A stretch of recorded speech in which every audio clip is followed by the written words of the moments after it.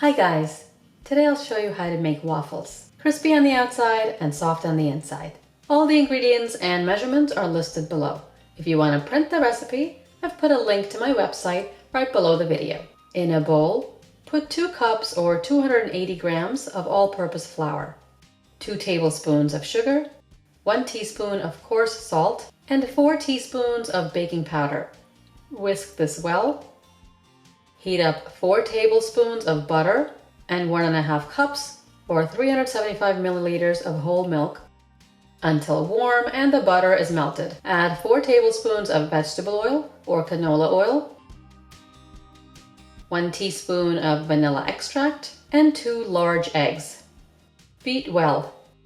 Add the wet ingredients to the dry ingredients.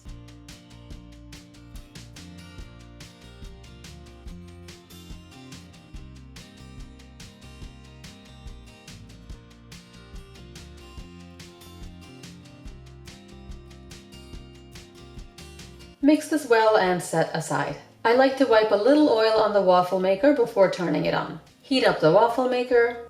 Transferring the batter into a cup with a spout makes it easier and neater to pour into the waffle maker.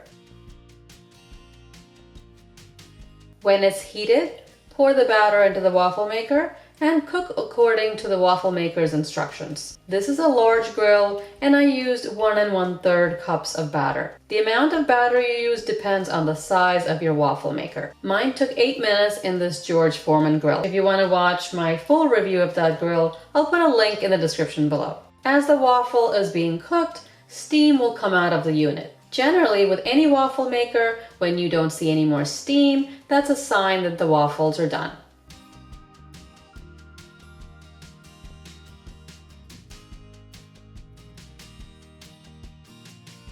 They're golden brown.